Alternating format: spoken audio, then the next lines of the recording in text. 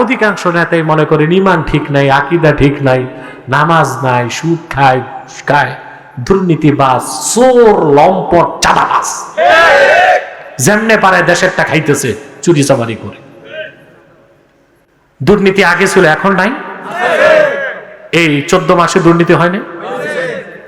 আগে ঘুষের টাকা যেত বস্তায়, তারপরে যেত চেক বইতে, এখন ঘুষের টাকা যায় ক্রিপ্টোকারেন্সিতে।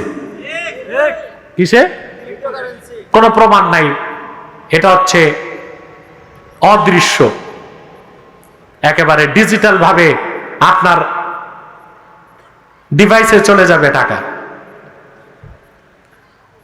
প্রিয় ভাইরা, সাদিকিন হইতে হবে, সাবিরিন, তারপরে কি সাদিকিন।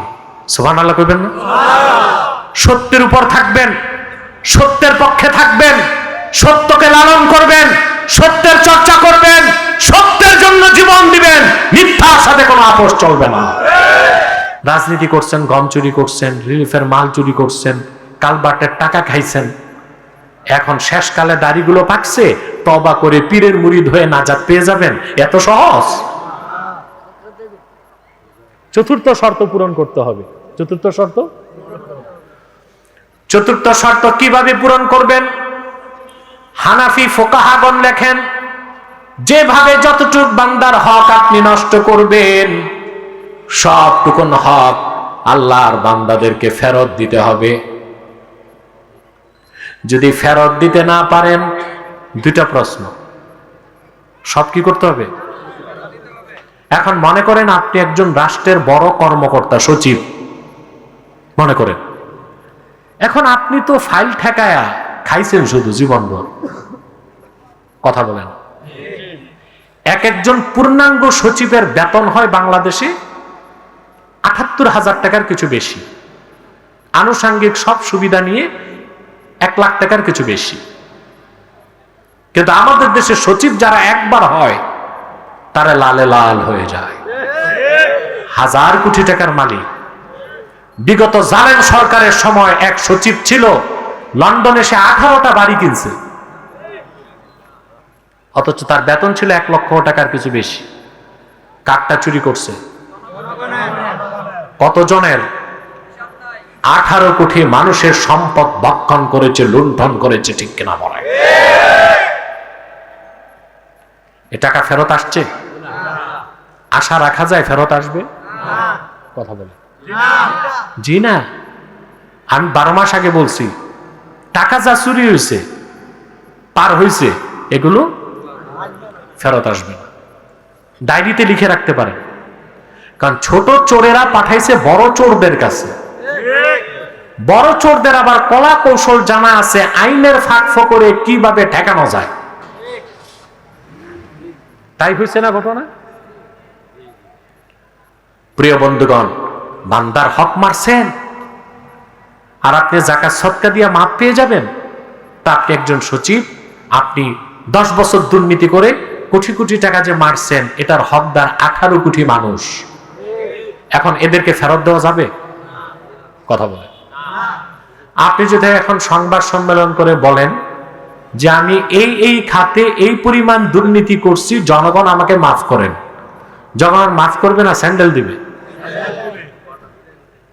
আমাদের দেশে কারো রাজনীতিতে বিশ্বাসও নাই, সততাও নাই, সব হচ্ছে ধান্দাবাজি, জনগণকে নিয়ে খেলা। এখন তো এতদিন অস্থির ছিলেন আপনারা গণভোট, আজকে আপনাদের উপদেষ্টা, প্রধান উপদেষ্টা বলছে গণভোট কবে হবে জানি না, এরপর আবার তাওয়া গরম হয় কিনা আমি জানি না, সেটা পরের কথা। কিন্তু ভাই, গণভোট হইলেই দেশে ঠিক হয়ে যাবে দেশ নাকি? বাংলাদেশ ইতিহাসে আর গণভোট হয় নাই।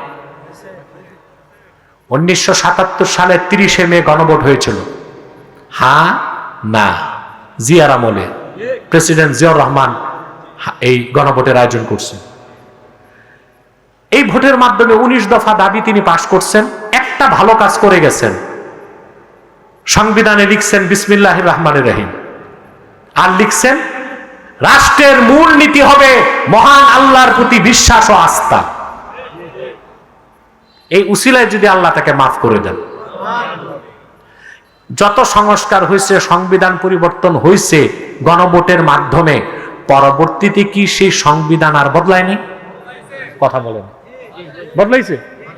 আবার 85 সালে ভোট হয়েছে না? সংবিধান বদলাইছে কিনা? 72-এর সংবিধান এই পর্যন্ত 17 বার বদলাইছে। অথবা আরেকবার গণভোট করে সংস্কার করে সংবিধান বদলাই নেন, পরবর্তীতে কেউ এসে এই সংবিধান আবার হাত দিবে না, এই গ্যারেন্টি কার কাছে? কথা বলেন।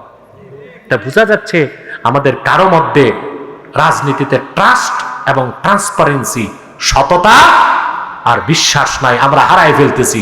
জাতি আমাদেরকে ধোঁকাবাজ, প্রতারক, ক্ষমতার লোভী, ধান্দাবাজ মনে করে। এখন সবচেয়ে বেশি সত্যবাদিতা লাগে রাজনীতিতে। আমি সকালে বলবো একটা, বিকালে আরেকটা। কথা বলেন।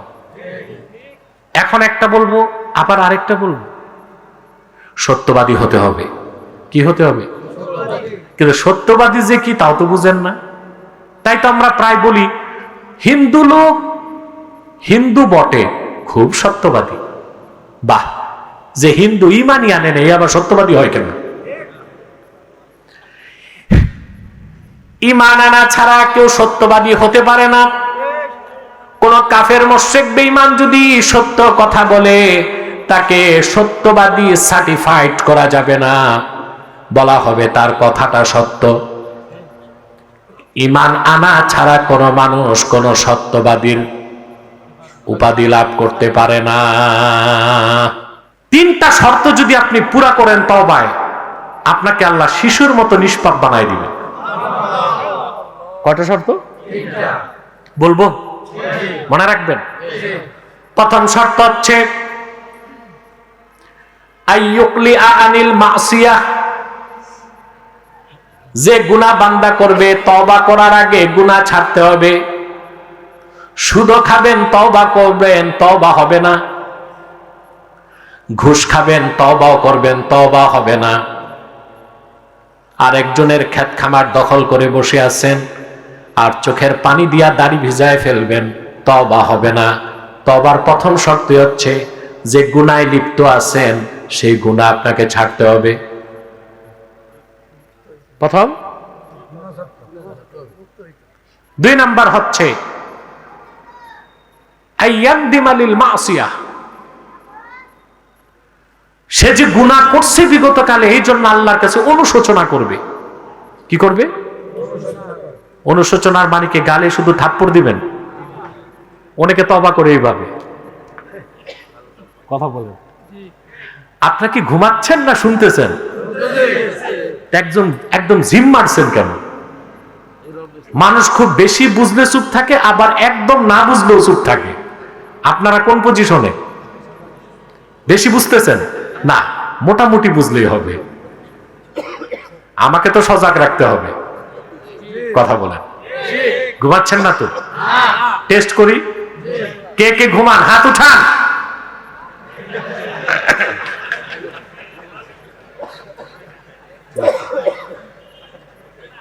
আমার ইনভেস্টিগেশনে ধরা খাইছে মাত্র 1 জন।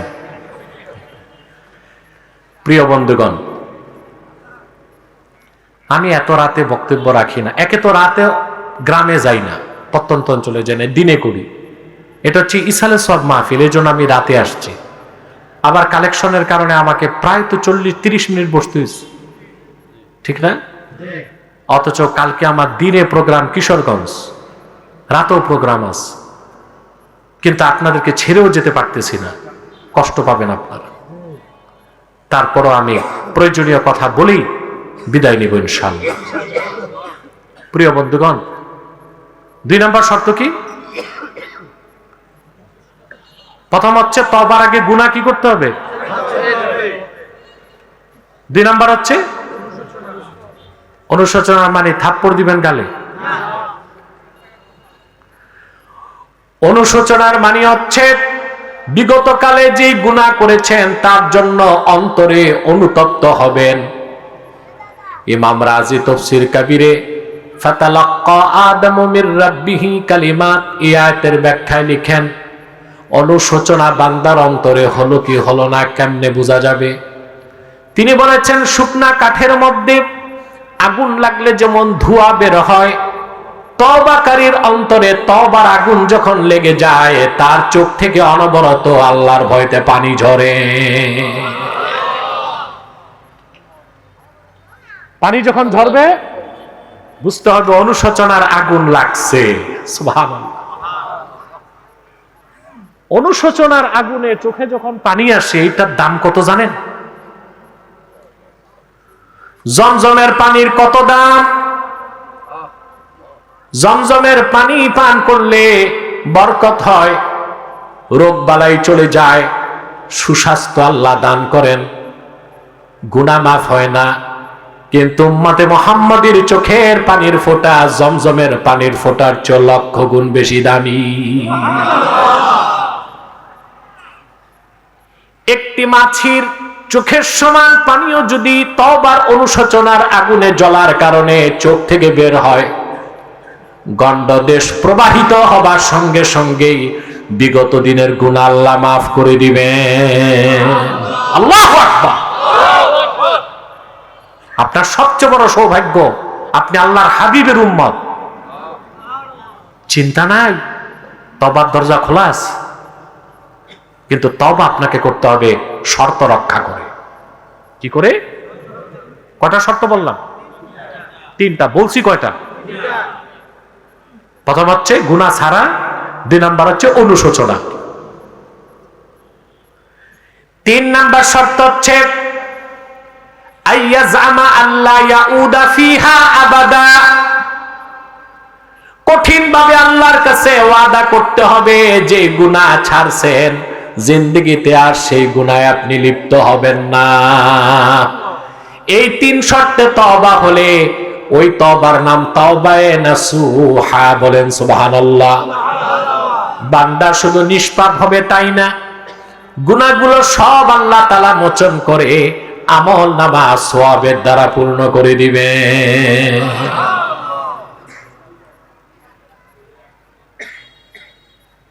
নিয়ে আসো। আবার পিছনে আওয়াজ কেন? তোমরা 2-4 জন যুবক যাও, একটু পরিবেশটা ঠিক করে আসো, যাও, আওয়াজ না করে নিঃশব্দে। না, মাঠ থেকে কেউ উঠবে না, মাঠ থেকে উঠতে হবে না, বসো। প্রিয় বন্ধুগণ, কয়টা শর্ত শুনলেন? এই 3 শর্ত পুরা করবেন? আমি বলি, আপনি গণনা করেন। গুনাহ ছাড়া, অনুশোচনা, আর কখনো করব না, বাস 3 শর্ত পূরণ করে তওবা করছেন, আল্লাহ গুনাহ মাফ করবেন, সওয়াব দিয়ে আমলনামা ভরে দিবেন।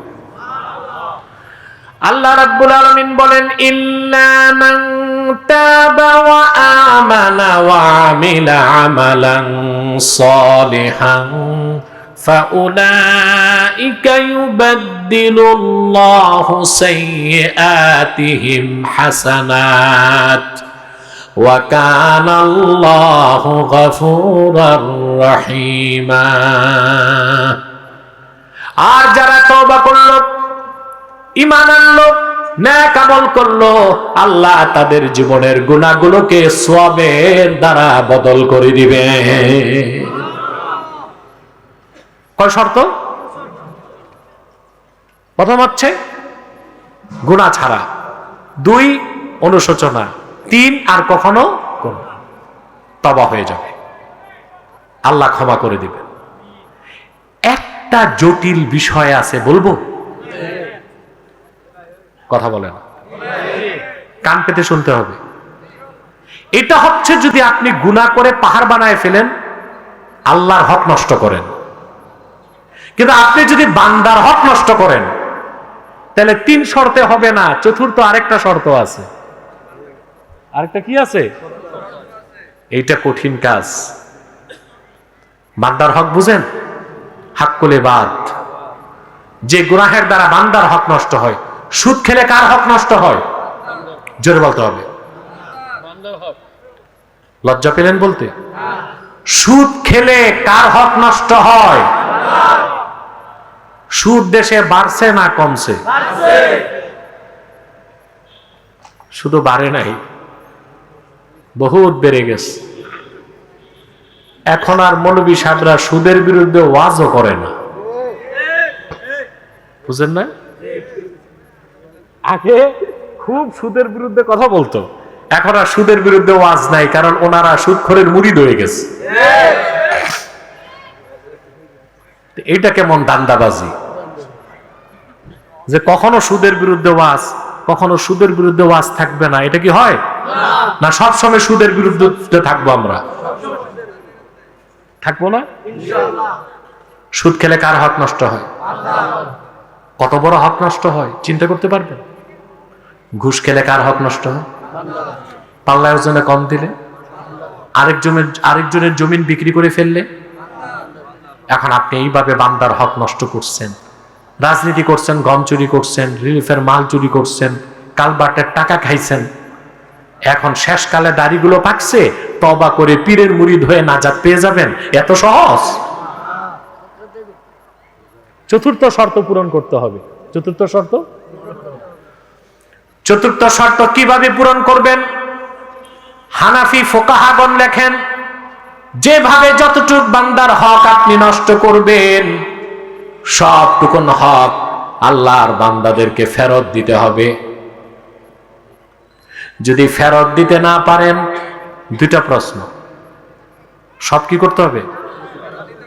এখন মনে করেন আপনি একজন রাষ্ট্রের বড় কর্মকর্তা, সচিব মনে করেন।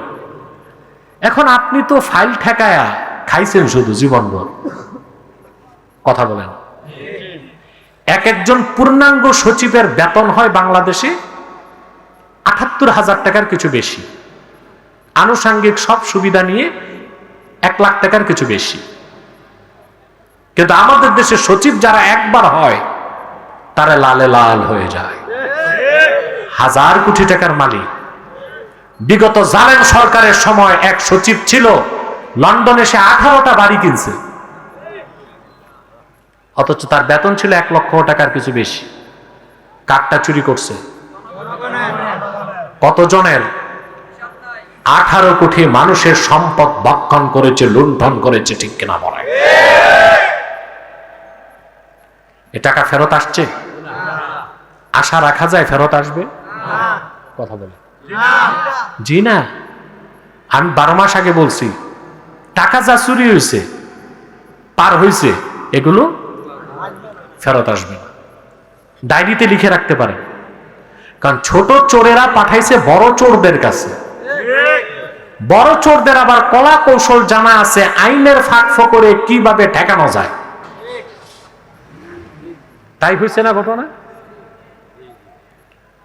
প্রিয় বন্ধুগণ, বান্দার হক মারছেন আর আপনি যাকাত সদকা দিয়ে মাপ পেয়ে যাবেন? তা আপনি একজন সচিব, আপনি 10 বছর দুর্নীতি করে কোটি কোটি টাকা যে মারছেন, এটার হকদার 18 কোটি মানুষ। এখন এদেরকে ফেরত দেওয়া যাবে? কথা বলে। আপনি যদি এখন সংবাদ সম্মেলন করে বলেন যে আমি এই খাতে এই পরিমাণ দুর্নীতি করছি, জনগণ আমাকে মাফ করেন, জনগণ মাফ করবে না, স্যান্ডেল দিবে। তার উপায় কি? উপায় নাই? আছে উপায়। হানাফি আইন শাস্ত্রবিদগণ বলেন, সুদের টাকায়, ঘুষের টাকায়, পরেরটা মেরে খাওয়ার টাকায় যে প্রপার্টি হবে, সম্পদ হবে, সবটুকুন গরিব মিসকিনকে দান করে দিতে হবে। সোয়াবের কোনো প্রত্যাশা রাখা যাবে না, সব দান করে দিতে হবে, সোয়াবের আশা করা যাবে না। তাহলে তওবার শর্ত কয়টা? আল্লাহর হক নষ্ট করলে কয়টা হক? কয়টা? 3টা। আর সাথে বান্দার হক নষ্ট হলে হক বন্ধ করার জন্য, আল্লাহ নৈকট্য লাভ করার জন্য, বলেন সুবহানাল্লাহ।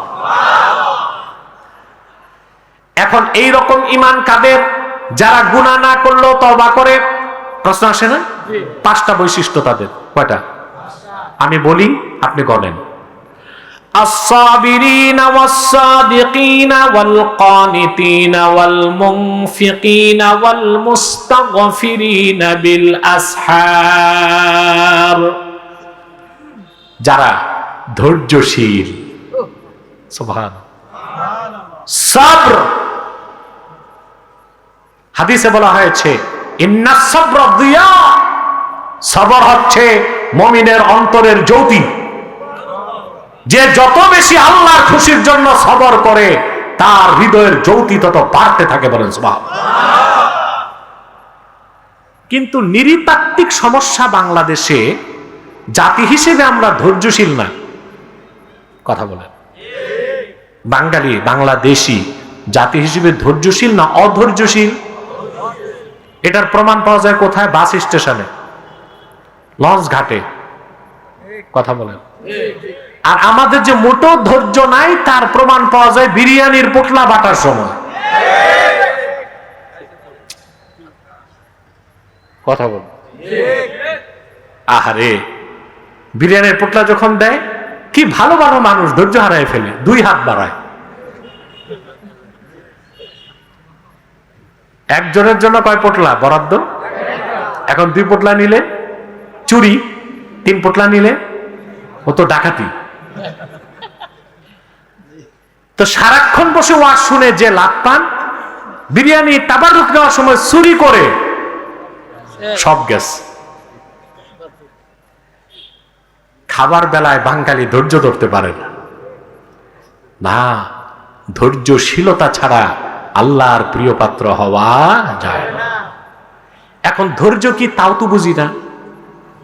কেউ গালে একটা থাপ্পড় দিছে, আপনি হাত ধরে বলেন, ভাই দুঃখ পাইছেন, কষ্ট লাগছে, তার একটা দেন। এই সবর নাকি? কথা বলে। সবরের 3টা প্রকার। আল্লামা বাগাবী লেখেন, ইন্নাস সাবরা আলা সালাসাতি আনওয়া, আম্মাস সাবরু ফাহিয়া আলা সালাসাতি আনওয়া। সবরের 3টা স্তর আছে। কয়টা? 3টা। আস-সাবরু আলা সালাসাতি আনওয়া, সবরের 3টা ভাগ। কয়টা ভাগ? 3টা। প্রথম হচ্ছে আস-সাবরু আলা তাআত, ইবাদত বন্দেগীতে নেক কাজে ধৈর্য লাগবে, কারণ যার ধৈর্য নাই সে আল্লাহর ইবাদত করতে পারে না। সবচেয়ে বেশি ধৈর্য লাগে নামাজে আর হজ করতে গেলে। দেখবেন যাদের ধৈর্য নাই, সবর নাই, এরা জুমার দিন মসজিদে যে লাফালাফি বেশি করে। কথা বলে না? কি করে? 5টা মিনিট ইমাম সাহেব দেরি করছে, কাশি দেয়। ইমাম সাহেব টাইম চলে যাচ্ছে, মসজিদে গেলে টাইম গণ, চায়ের স্টলে তার টাইম দেখো না। সলিমউদ্দিনের এমন ব্যস্ততা, মনে হয় মসজিদ থেকে বের হয়ে প্লেনে সিঁড়িতে উঠবে, দেখা যায় না, বিয়ে বাড়িতে যে থালাবাটি নিয়ে বসে আছে। ঠিকটা তো ঠিক মতো কইলা না। তার মানে আল্লাহর ঘরে ওর ধৈর্য নাই। আল্লাহর ঘরে নেতার বাড়ি যেয়ে বসে থাকবে 6 ঘন্টা, আল্লাহর ঘরে বসার ধৈর্য নাই। কারণ ইবাদত করতেও সবর লাগে। কি লাগে? ধৈর্য লাগে। সবচেয়ে বেশি সবর লাগে হজ করতে গেলে। কোথায়? সবচেয়ে কঠিন ইবাদত হজ। এই জন্য হজ করতে হবে জোয়ানকালে। আমাদের দেশে মানুষ 75, 76, 80 পার হইলে হজ করতে যায়। হজ দেরিতে করে কেন জানেন? টাকা থাকার পরও এখানে একটা গোমর আছে। আমি এটা আগে বুঝতাম না। ওই বহু আগে আপনাদের কচুয়াতে প্রোগ্রামে গেছি, এলাকার এক মেম্বার বুড়া হয়ে গেছে, দাড়ি পাকছে, বুড়ুও পাকছে, মেম্বারি করে। তো তার ছেলেরা এসে বিচার দিচ্ছে যে বাবাকে হজে পাঠাতে চাই, বাবা হজ করে না। আমি বুড়াকে ধরছি, এইরকম খোশ কিসমত চায় না, এটা কোন পাগল? তা আমাকে বুড়া জবাব দিয়েছে, হুজুর মেম্বারিতে এখনো বাকি আছে। সাইরালাই মেম্বারিটা করে কত গুনার কাজ হবে, মানে চুরি চামারি ছাড়বে না, তারপরে হজ করে গুনাহ মাফ করবে। নাউজুবিল্লাহ বলবেন। হজ করতে হয় জোয়ানকালে। এক বুড়া হজ করতে গেলে আরো 10 জনের সমস্যা করে। হাজিরা ধৈর্য রাখে না বাঙালিরা। বাঙালি হাজিরা যখন যায়, আমি দেখছি আরাফার ময়দানে হাজি আর মুআল্লিম ঝগড়া করতেছে। কি নিয়ে লাগছে? দুপুরের খাবার পায়নি, বেটা হজ করতে গেছে, এক বেলা না খেয়ে থাকতে পারে না, তার কারণ একটা সবর নাই। প্রত্যেকটা নেক কাজে সবর লাগে। সবর 3 প্রকার। তার প্রথমটা হচ্ছে সবরু আলা তাআত, দ্বিতীয়টা হচ্ছে সবরু আনিল মাআসিম, গুনার কাজ থেকে বাঁচার ক্ষেত্রে সবর লাগে। এই দুনিয়ায় প্রত্যেকটা গুনার কাজ সুশোভিত, চিত্তাকর্ষক, বড়ই মনোরম, মজা লাগে।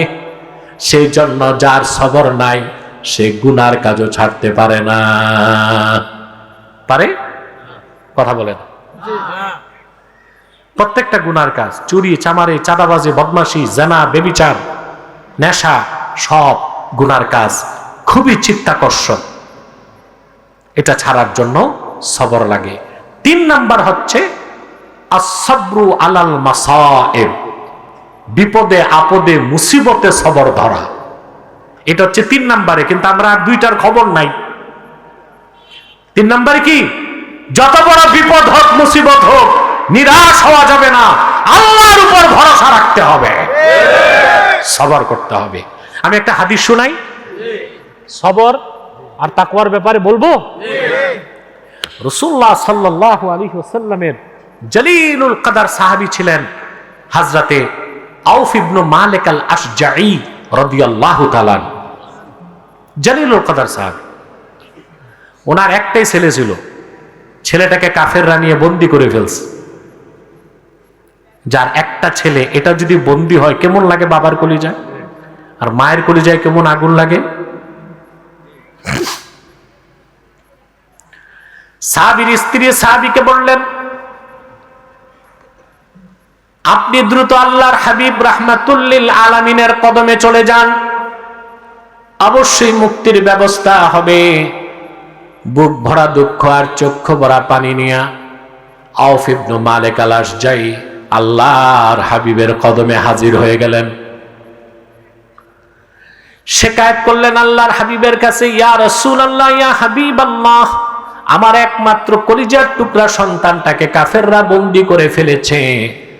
সন্তান ছাড়া আমার কোনো উপায় নাই, আমাদের কোনো উপায় নাই। আল্লাহর হাবিব সাহাবীকে নির্দেশ করলেন, ইত্তাকিল্লাহা ওয়াসবির, তুমি আল্লাহকে ভয় করো, ধৈর্য ধারণ করো। ওয়া আমুরুকা ওয়া ইয়াহা আন তাস্তাকসিরা মিন কওলি লা হাওলা ওয়ালা কুওয়াতা ইল্লা বিল্লাহিল আলিয়্যিল আযীম।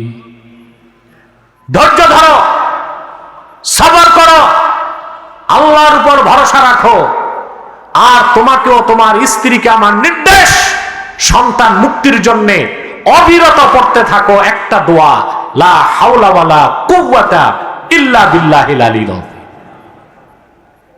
এই দোয়াটা পড়বেন ইনশাআল্লাহ। এই দোয়াকে বলা হয়েছে কানজুম মিন কুনুজিল জান্নাহ। সুবহানাল্লাহ। এমন কোন বিপদ নাই, বান্দার ঈমান যদি ঠিক থাকে এই দোয়া পড়বে আর বিপদ কাটবে না। আপনারা বিপদের সময় ধৈর্য হারাই ফেলেন, হাই হুতাশ করেন, ঠিক না? আগে দৌড় দেয় পুলিশের কাছে, অসুস্থ হলে ডাক্তারের কাছে। কথা বলে না? রাতে তাহাজ্জুদ নামাজ পড়ে হাত দুইটা আল্লাহর কাছে তুলে দেন, ধৈর্য ধরবেন, লা হাওলা ওয়ালা কুওয়াতা ইল্লা বিল্লাহিল আলিয়্যিল আযীম পড়বেন। পাহাড় সমান বিপদকে আল্লাহ তাআলা পানির মতো তরল করে দিবেন। আউফ ইবনে মালিক আল আশজাঈ রাদিয়াল্লাহু তাআলা আনহু চোখের পানি মুছতে মুছতে বাড়ি আসলেন। স্ত্রী জিজ্ঞেস করলেন, আল্লাহর হাবিব কি নির্দেশ করেছেন? তিনি বললেন, ইন্না রাসূলুল্লাহি সাল্লাল্লাহু আলাইহি ওয়াসাল্লাম আমারানি ওয়া ইয়াকে আন নাস্তাকসিরা মিন কওলি লা হাওলা ওয়ালা কুওয়াতা ইল্লা বিল্লাহিল আলিয়্যিল আযীম।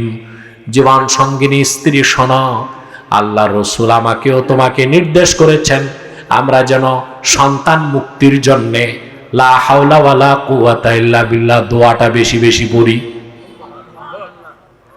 সাহাবী ও তার স্ত্রী আল্লাহর উপর ভরসা করলেন, আল্লাহকে ভয় করলেন আর দোয়া পড়তে লাগলেন।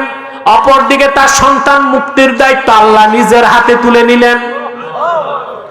হাদিস সাক্ষ্য দেয়, মালিক আউফ ইবনে মালিক আল আশজার সন্তান যেখানে বন্দী ছিল, আল্লাহ তাআলা তার সন্তানের দিক থেকে কাফেরদের দৃষ্টিটা ঘুরায় দিলেন। সন্তানের হাতের বাঁধন ঢিলা হয়ে গেল, সে সোজা দাঁড়িয়ে মুক্ত হয়ে হাঁটতে লাগলো। কিছু দূর আসার পর চিন্তা করলো, বাড়িতে তো খাবার দাবার কি আছে জানি না, কামাই রোজগারও ছিল না, বাড়িতে যে আমি কি খাবো, বাবা মাকে কি খাওয়াবো। মরুভূমির মধ্যে কাফেরদের হাজার হাজার বকরি চট ছিল। আউফ ইবনে মালিক আল আশজার সন্তান বকরিগুলোর পিছনে যে একবার শুধু বলল, চলো তোমরা আমার সাথে বাড়ি আসো। হাদিস সাক্ষ্য দেয়, হযরতে আউফ ইবনে মালিক আল আশজার কলিজার টুকরা সন্তান তার মায়ের কোলে ফিরে এসেছে, সঙ্গে গরিমতের মাল হিসেবে কাফেরদের 4000 বকরিও তার বাড়ি চলে গেছে। ঈমানের সাথে সবর লাগবে। কি লাগবে? সবর করবেন। ঈমানটা যদি ঠিক থাকে, সবর যদি করেন, কোনো বিপদ আর বিপদ থাকবে না। তাহলে কয়টা সবরের কয়টা স্তর? আস-সাবরু আলা তাআত, আস-সাবরু আনিল মাআসিম, আস-সাবরু আলাল মাসায়েব। এই 3 প্রকার সবর যদি ধরতে পারেন, আল্লাহ আপনাকে সাবিরিনের কাতারে জায়গা করে দিবেন। আল্লাহর ওলি হইতে কয়টা বৈশিষ্ট্য লাগবে? কথা বলেন। 2টা। তাকওয়ার ব্যাখ্যা। 5টা বৈশিষ্ট্য আসলে আপনি তাকওয়া অর্জন করছেন বোঝা যাবে। প্রথম হচ্ছে সাবিরিন, তারপর হচ্ছে সাদিকিন, সত্যবাদী। সত্যবাদী হয়েছেন আপনারা? কথা বলেন। আহা, বাংলাদেশের রাজনীতির মূল ক্যান্সার হচ্ছে মিথ্যাচারিতা। ঠিকটা ঠিক মতো হইল না।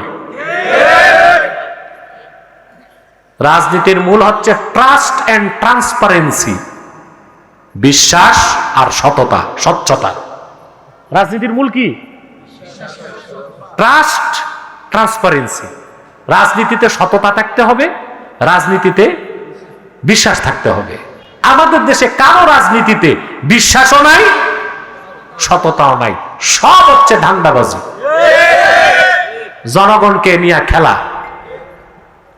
এখন তো এতদিন অস্থির ছিলেন আপনারা গণভোট, আজকে আপনাদের উপদেষ্টা, প্রধান উপদেষ্টা বলছে গণভোট কবে হবে জানি না, এরপর আবার তাওয়া গরম হয় কিনা আমি জানি না, সেটা পরের কথা।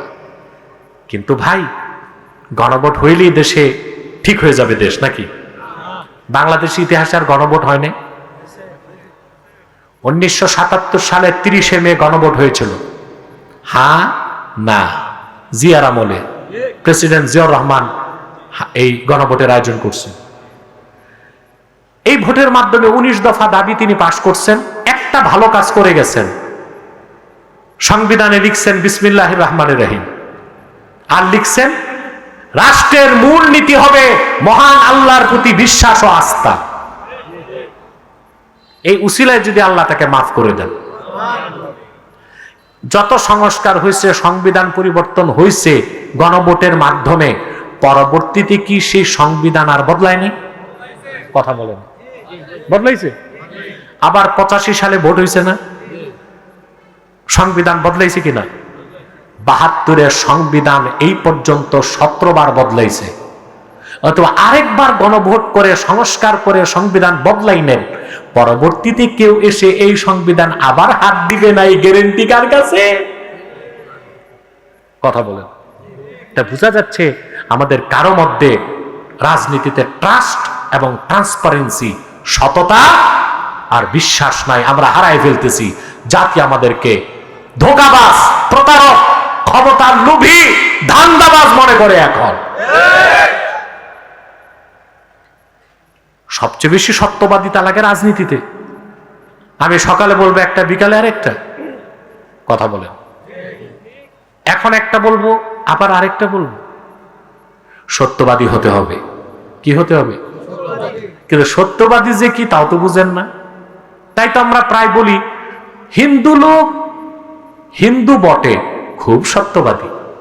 বাহ, যে হিন্দু ইমানই আনে নেই আবার সত্যবাদী হয় কেন? ইমান আনা ছাড়া কেউ সত্যবাদী হতে পারে না। কোন কাফের মুশরিক বেঈমান যদি সত্য কথা বলে তাকে সত্যবাদী সার্টিফাইড করা যাবে না, বলা হবে তার কথাটা সত্য। ঈমান আনা ছাড়া কোন মানুষ কোন সত্যবাদীর উপাধি লাভ করতে পারে না। পারে না। কোরআনে কারিমে আল্লাহ রাব্বুল আলামিন নিজেই ব্যাখ্যা করে দিয়েছেন। আল্লাহ পাক বলেন, ইন্নামাল মুমিনুনাল্লাযীনা আমানু বিল্লাহি ওয়া রাসূলিহি সুম্মা লাম ইয়ারতাবু ওয়া জাহাদু বিআমওয়ালিহিম ওয়া আনফুসিহিম ফি সাবিলিল্লাহি উলাইকা হুমুস সাদিকুন। আল্লাহ রাব্বুল আলামিন বলেন, প্রকৃত মুমিন তো তারাই যারা ঈমান আনে আল্লাহর উপর, ঈমান আনে আল্লাহর হাবিব মুহাম্মদ সাল্লাল্লাহু আলাইহি সাল্লামের উপর। সুম্মা লাম ইয়ারতাবু, অতঃপর ঈমান ও ইসলামের কোন বিষয়কে সন্দেহ করে না। এটা ইয়াকিন। এটা কি? আগে ঈমান আর এটা কি? ইয়াকিন। ইসলামের প্রতি আমাদের বিশ্বাস কি সবার ঠিক আছে? কথা বলেন। বহু দাড়িওয়ালা, টুপিওয়ালা, জুব্বাওয়ালা, সুফি দরবেশ দেখবেন ইসলামকে বিশ্বাস করে কিন্তু ইসলামী রাষ্ট্র ব্যবস্থাকে বিশ্বাস করে না। আছে? তার সন্দেহ আছে যে ১৫০০ বছর পরে এই পুরনো রাষ্ট্র ব্যবস্থা দিয়া আধুনিক রাষ্ট্র চলে কেমনে। তা বোঝা যাচ্ছে তার সন্দেহটা ইসলামে। কথা বলেন। ইসলামী শরিয়া আইনের কথা বললে বলে এই ১৫০০ বছরের পুরান আইন দিয়া দেশ চলবে। বোঝা যাচ্ছে ইসলামে তার সন্দেহ আছে। সন্দেহ রাখা যাবে না। যারা ঈমান আনলো, ইসলামের কোন বিষয়ে সন্দেহ পোষণ করলো না, ওয়া জাহাদু বিআমওয়ালিহিম ওয়া আনফুসিহিম ফি সাবিলিল্লাহ, অতঃপর জান ও মাল দিয়ে আল্লাহর পথে লড়াই করলো, আল্লাহ বলেন উলাইকা হুমুস সাদিকুন, তারাই সত্যবাদী। তা সত্যবাদী হতে প্রথম লাগবে ঈমান, তারপরে ইয়াকিন, তারপরে জিহাদ ফি সাবিলিল্লাহ। এগুলো যার মধ্যে থাকবে সে সত্যবাদী। সুবহানাল্লাহ বলেন। আর আল্লাহর নির্দেশ ওয়া কুনু মাস সাদিকিন, সত্যবাদীদের সঙ্গী হও। তার মানে আপনি যাকে পীর বানাবেন দেখতে হবে সে সত্যবাদী কিনা, তার ঈমান ঠিক কিনা, তার ইয়াকিন ঠিক কিনা, দ্বীনের পথে তার লড়াই আছে কিনা। আপনি যাকে মসজিদের ইমাম বানাবেন দেখতে হবে তার ঈমান ঠিক কিনা, আকীদা ঠিক কিনা, সুরত ঠিক কিনা, সিরাত ঠিক কিনা, দ্বীনের দরদ তার আছে কিনা। আপনি যাকে রাজনৈতিক নেতা বানাবেন দেখতে হবে সে ঈমানদার কিনা, তার ঈমান ঠিক কিনা, আকীদা ঠিক কিনা, ইসলামকে বিশ্বাস করে কিনা, দ্বীনের পক্ষে তার মেহনত আছে কিনা। তাহলে সে সত্যবাদী নেতার পিছনে ঘুরলেও সওয়াব হবে, সফল হবে। কিন্তু আপনারা অধিক সংখ্যক ভোটার সত্যবাদী নেতা পান নাই, ঠিক কিনা? অধিক সংখ্যক ভোটার সত্যবাদী নেতা পান নাই। অধিকাংশ নেতাই মনে করেন ঈমান ঠিক নাই, আকীদা ঠিক নাই, নামাজ নাই, সুদ খায়, ঘুষ খায়, দুর্নীতিবাজ, চোর, লম্পট, চাঁদাবাজ, যেমনে পারে দেশেরটা খাইতেছে চুরি চামারি করে। দুর্নীতি আগে ছিল, এখন নাই। এই 14 মাসে দুর্নীতি হয়নি। আগে ঘুষের টাকা যেত বস্তায়, তারপরে যেত চেক বইতে, এখন ঘুষের টাকা যায় ক্রিপ্টোকারেন্সিতে। কিসে? কোনো প্রমাণ নাই, এটা হচ্ছে অদৃশ্য, একেবারে ডিজিটাল ভাবে আপনার ডিভাইসে চলে যাবে টাকা।